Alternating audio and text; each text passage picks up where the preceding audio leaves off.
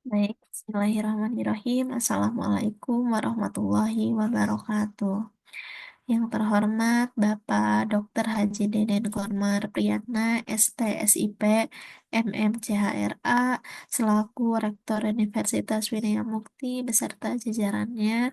Yang terhormat Ibu Dr. Haja Wina Roswina, SEMM, selaku Dekan Fakultas Ekonomi dan Bisnis Universitas Winaya Mukti. Yang terhormat Ibu Maria Luciana Yulianti, SEMM, selaku Wakil Dekan Fakultas Ekonomi dan Bisnis Universitas Winaya Mukti. Yang terhormat Ibu Kartika Pratiwi Putri, SEMAK, selaku Ketua Program Studi Akuntansi Fakultas Ekonomi dan Bisnis Universitas Winaya Mukti. Yang terhormat Ibu Dr. Anissa Fitri Anggraeni, SEMM CISA, selaku dosen pembimbing magang. Yang saya hormati Bapak Yandi Yuliansyah, selaku Vice Presiden Internal Audit PT Graha Sarana Duta Telkom Properti. Yang saya hormati Bapak David Darmawan selaku Manajer Finansial Subsidiary Audit PT Graha Sarana Duta Telkom Property. Yang saya hormati Bapak Angga Munggaran selaku Manajer Operasional IT dan Spesial Audit PT Graha Sarana Duta Telkom Property. Yang saya hormati Bapak Rio dan Ibu Siti Nurmutia selaku Senior Auditor PT Graha Sarana Duta Telkom Properti. Perkenalkan, saya Julianissa Putri Haifa dengan NIM 412242112103, Program Studi Akuntansi 2021.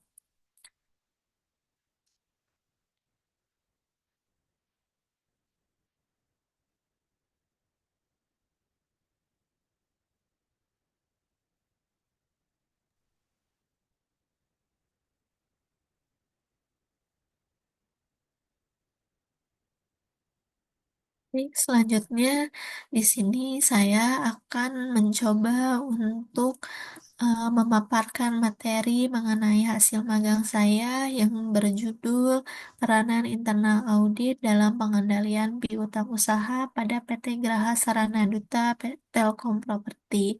Nah, ada pun beberapa pembahasan yang akan dibahas dalam materi kali ini, yaitu yang pertama ada latar belakang, ada evaluasi dan refleksi diri, ada profil dan produk perusahaan, ada aktivitas magang, serta flowchart audit piutang usaha, dan yang terakhir ada kesimpulan dan saran. Baik. Selanjutnya ada mengenai latar belakang mengapa saya mengambil judul tersebut. Hal tersebut karena piutang merupakan salah satu sumber utama kas dalam suatu perusahaan, di mana semakin tinggi volume penjualan kredit, semakin tinggi nilai piutang, maka semakin besar pula kemungkinan resiko kerugian yang terjadi pada perusahaan. Oleh karena itu, diperlukan pengelolaan piutang yang tepat agar terhindar dari kerugian perusahaan. Hmm. Lalu selanjutnya di sini ada mengenai evaluasi dan refleksi diri, di mana pelaksanaan magang yang dilakukan oleh saya yaitu dilakukan selama kurang lebih 4 bulan, dimulai pada tanggal 23 September 2024 sampai dengan 17 Januari 2025, di mana jam kerjanya ini dimulai dari hari Senin sampai Jumat dalam seminggu sesuai dengan ketentuan yang berlaku di kantor. Untuk jam kerjanya dimulai dari jam 8 pagi sampai dengan jam 5 sore. Selanjutnya di sini ada mengenai evaluasi. Evaluasi yang saya rasakan selama melaksanakan magang adalah keahlian berdasarkan bidang ilmu dan penggunaan informasi teknologi informasi yang saya miliki masih kurang. sehingga saya masih lambat eh, dalam mengerjakan suatu pekerjaan dan beberapa ilmu yang didapatkan oleh saya selama perkuliahan secara teori masih kurang membantu karena adanya sedikit perbedaan antara teori dengan praktiknya sehingga saya harus belajar dan memahami lebih dulu. Namun dari hal tersebut saya dapat menambah ilmu baru sehingga ketika saya mendapatkan suatu pekerjaan saya berusaha semaksimal mungkin untuk menyelesaikan pekerjaan tersebut dengan baik. Lalu selanjutnya di sini ada refleksi diri, di mana saya mencantumkan refleksi diri atas pengalaman magang saya di sini yaitu adanya komunikasi, kerjasama dalam tim, ketepatan waktu dalam bekerja, dan pengembangan diri. Sebagaimana di dalam suatu perusahaan, selama melaksanakan magang ini terdapat banyak pengalaman yang tidak diperoleh di bangku perkuliahan, yaitu berkaitan dengan bagaimana bekerja secara profesional, bagaimana cara menyesuaikan diri dengan lingkungan kerja, bagaimana cara berkomunikasi dengan lingkungan kerja, baik itu dengan staf, dengan karyawan, dengan atasan, maupun dengan petugas lainnya.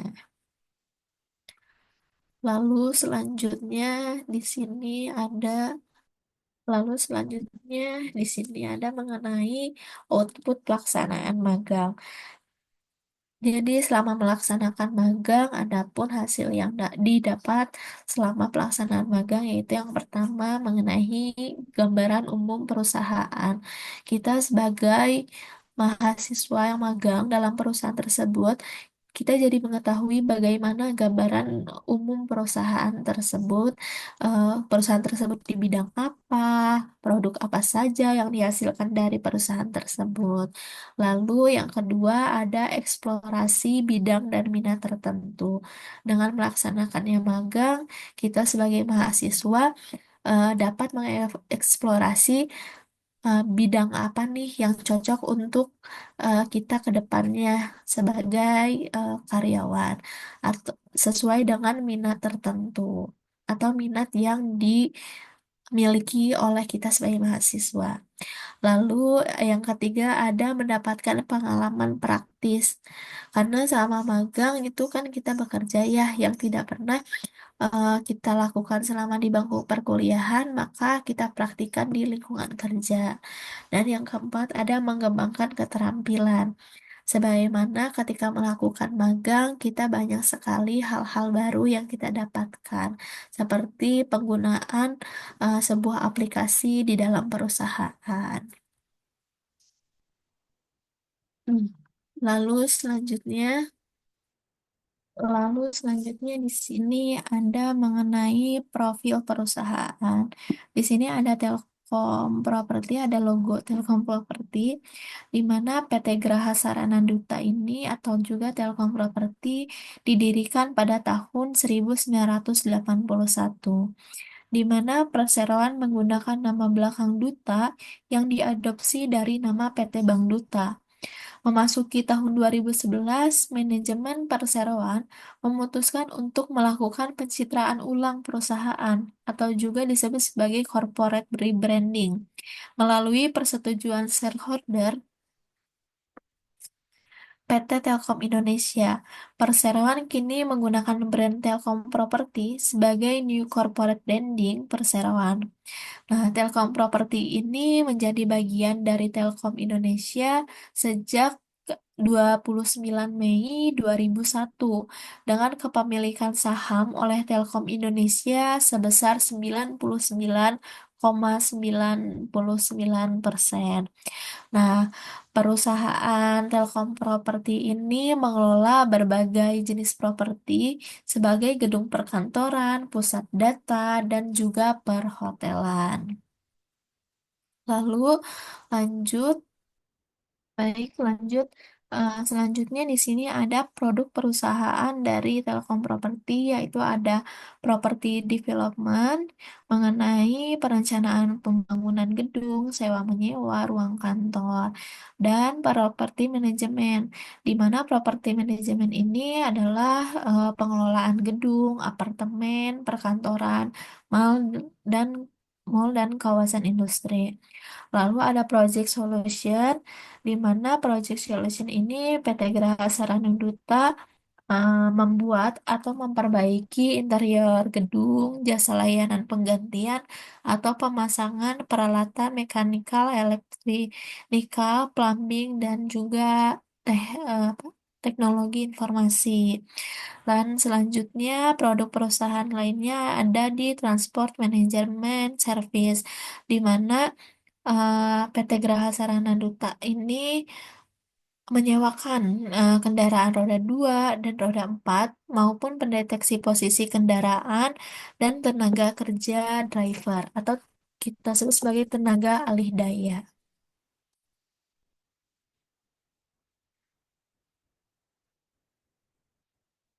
Lanjut, di sini ada mengenai kaitan kegiatan magang dengan mata kuliah yang didapatkan selama melaksanakan perkuliahan.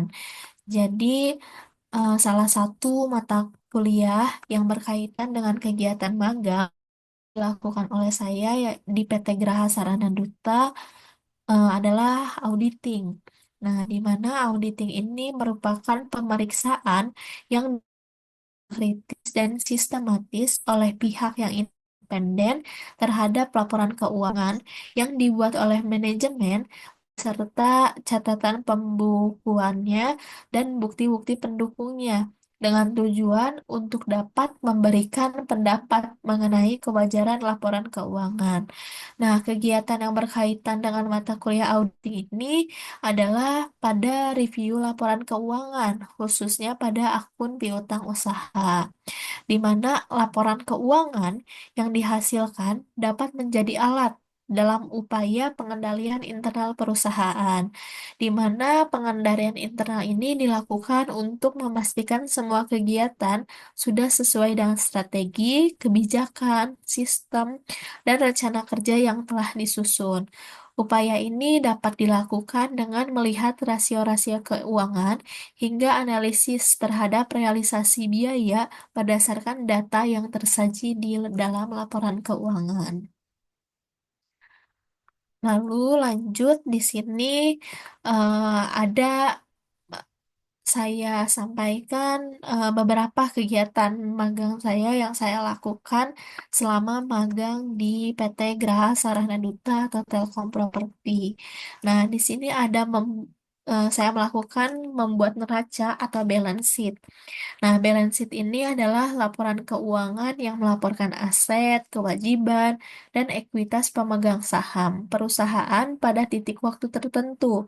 Nah, balance sheet ini digunakan untuk mengetahui kondisi perusahaan, mengetahui kemampuan perusahaan untuk membayar utangnya, baik itu utang jangka pendek maupun utang jangka panjang, serta mengetahui fleksibilitas keuangan perusahaan, mengetahui apakah perusahaan layak untuk berinvestasi, dan menyediakan dasar untuk menghitung tingkat pengembalian bagi investor, serta mengevaluasi struktur modal perusahaan.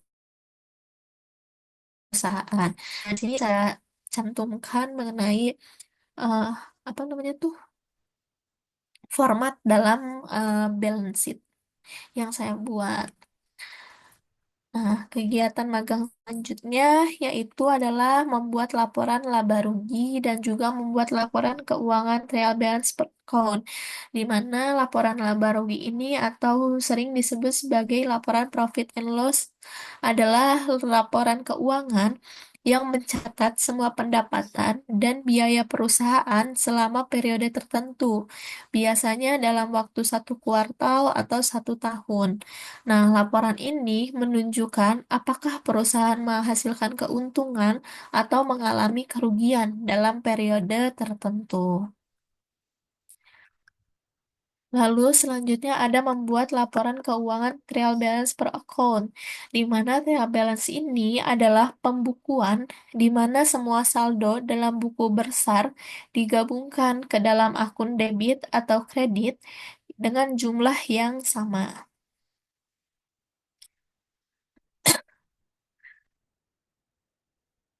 Lanjut, di sini kegiatan magang selanjutnya adalah membuat laporan keuangan cash flow dan juga membuat supporting listing piutang usaha. Nah, cash flow ini atau arus kas adalah jumlah bersih kas yang diterima dan dikeluarkan oleh suatu entitas pada periode tertentu. Cash flow operasi, cash flow dibagi menjadi tiga, ada cash flow operasi, cash flow investasi, maupun cash flow pendanaan. Nah, cash flow operasi ini menggambarkan arus uang yang terlibat secara langsung dengan produksi dan penjualan barang dari operasional. Lalu ada cash flow investasi, di mana cash flow investasi ini mencakup uang tunai yang dihasilkan atau dihabiskan untuk investasi dalam aset jangka panjang. Lalu yang ketiga ada cash flow pendanaan atau pembiayaan yang mencakup uang tunai yang dihasilkan atau dihabiskan dari aktivitas pendanaan perusahaan. Dan selanjutnya di sini saya membuat supporting listing piutang usaha, di, yaitu piutang usaha adalah jumlah uang yang akan ditagih dari pelanggan sebagai akibat dari penjualan barang atau jasa secara kredit. Di sini saya membuat uh, supporting listing piutang usaha berdasarkan umur piutang usaha.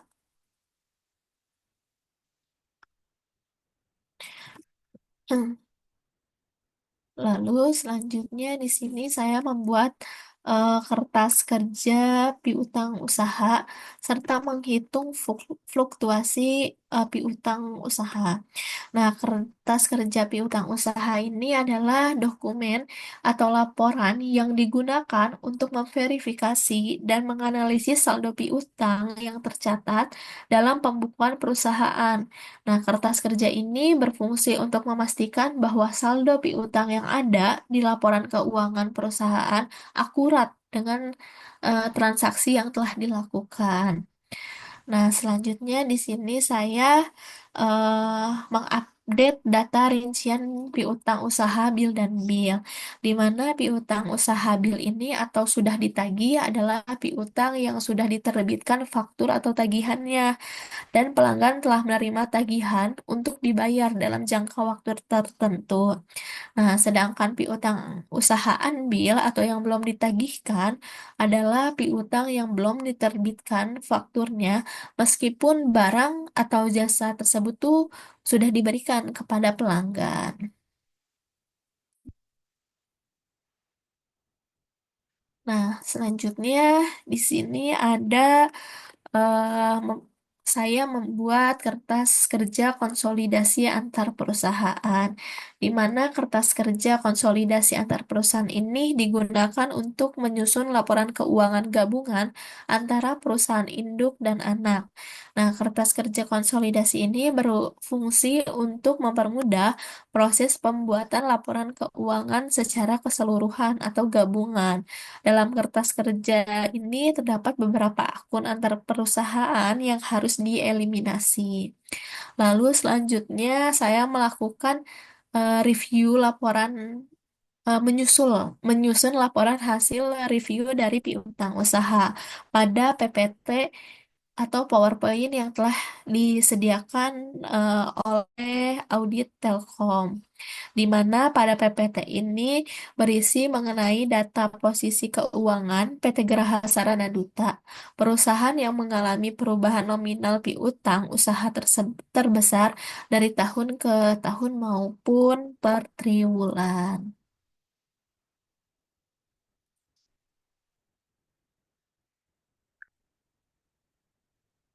Nah, kegiatan magang selanjutnya adalah saya melakukan merekapitulasi catatan keuangan kas kecil atau sering juga disebut sebagai petty cash, di mana kas kecil atau petty cash ini adalah sejumlah uang yang diberikan perusahaan dalam jumlah sedikit yang dikhususkan untuk membayar atau memenuhi kebutuhan yang berkaitan dengan aktivitas dari perusahaan dengan jumlah relatif kecil. Nah, lalu selanjutnya ada memonitoring data CAP GSD Group. Nah, CAP audit ini adalah rencana tindakan korektif yang dirancang untuk memperbaiki masalah, memastikan kepatuhan terhadap peraturan ataupun kebijakan. Nah, eh, rencana tindakan korektif ini atau disebut sebagai CAP merupakan serangkaian tindakan yang diusulkan untuk memperbaiki temuan-temuan audit.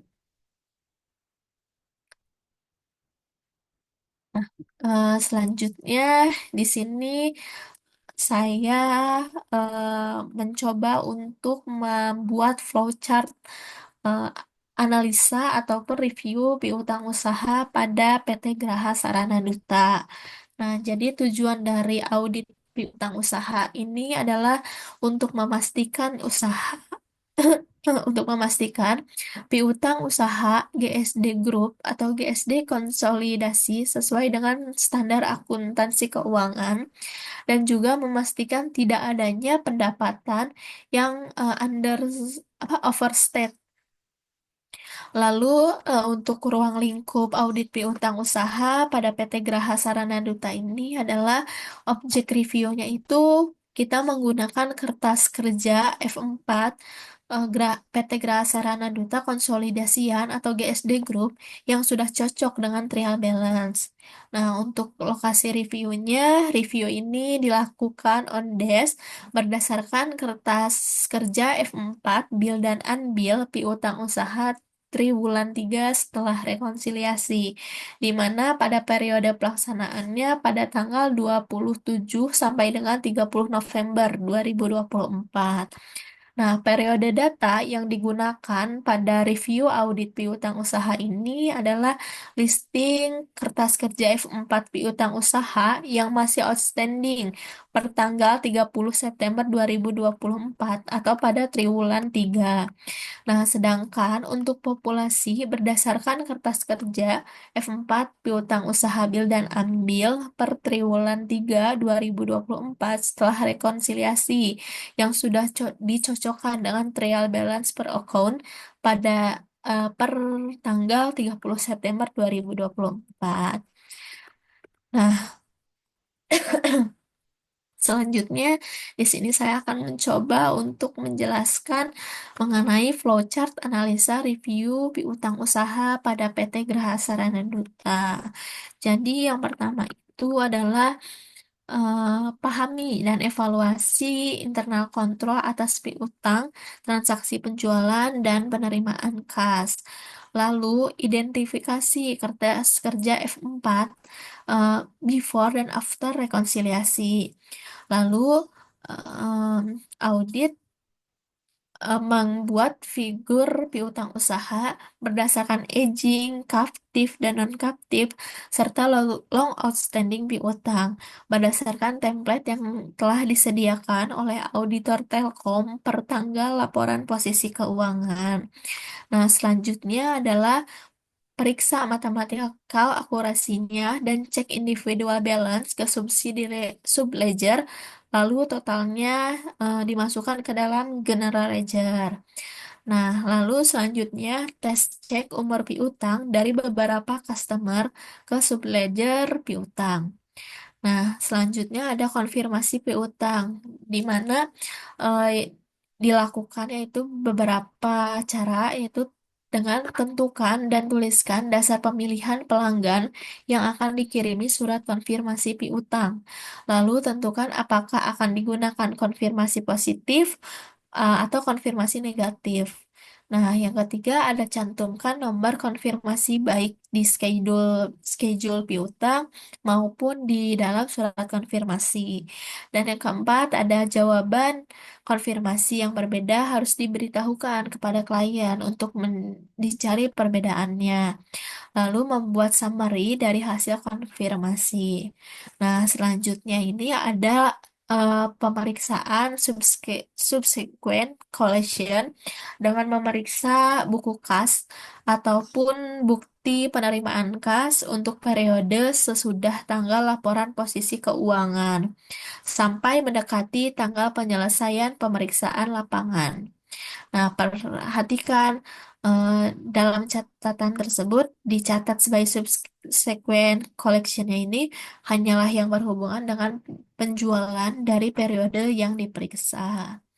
Lalu periksa apakah ada wesel tagih yang didiskontokan untuk mengetahui kemungkinan adanya contingent liability.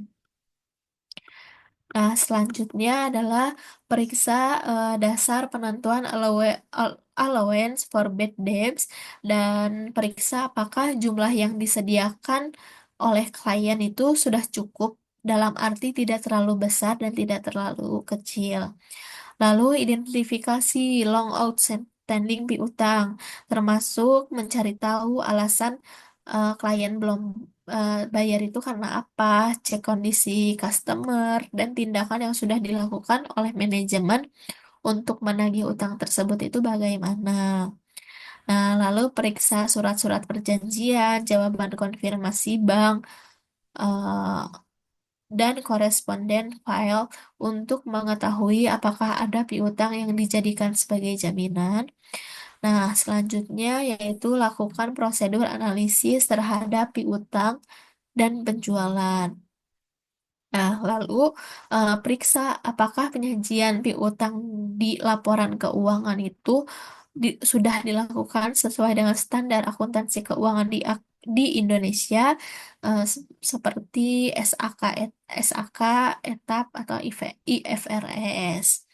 Nah, yang terakhir adalah tarik kesimpulan mengenai kewajaran saldo piutang yang diperiksa dan menyusun laporan hasil review piutang usaha ke dalam presentasi yang telah disediakan oleh auditor Telkom. Nah, selanjutnya yang terakhir ini ada kesimpulan dan saran, di mana kesimpulannya yang dapat diambil eh, internal audit pada PT Graha Sarana Duta memiliki peran terhadap efektivitas pengendalian piutang usaha pada PT Graha Sarana Duta, sehingga auditor telah melaksanakan fungsi pengendalian dan pengawasan secara objektif. Lalu untuk sarannya, dalam menganalisis piutang, walaupun PT Graha Sarana Duta memiliki sistem pengendalian yang kuat, namun perlu melakukan peninjauan lebih mendalam terhadap pengelolaan piutang untuk memastikan kinerja yang berkelanjutan dan stabil. Nah, di sini ada beberapa lampiran atau dokumentasi yang yaitu yang pertama ada eh, kantor pusat Telkom Properti. Ini ada di Jalan Kebon Sirih nomor 10 sampai 11 Gambir, Kota Jakarta Pusat. Dan yang sebelah kanan ini ada The Telkom Hub atau kantor pusat Telkom yang berada di Kuningan, Setiabudi, Jakarta, Gatot Subroto, Jakarta. Nah, selanjutnya di sini ada ruang kerja internal auditor PT Graha Sarana Duta Telkom Properti. Lalu ini ada ruang kerja di Telkom Landmark Tower. Lalu ini ada eh, selama saya mengikuti magang, saya pernah diajak untuk mengikuti bootcamp. Yang pertama di Nexa Hotel Bandung. Ini pada bootcamp kedua juga sama di Nexa Hotel Bandung, hanya waktunya saja yang berbeda.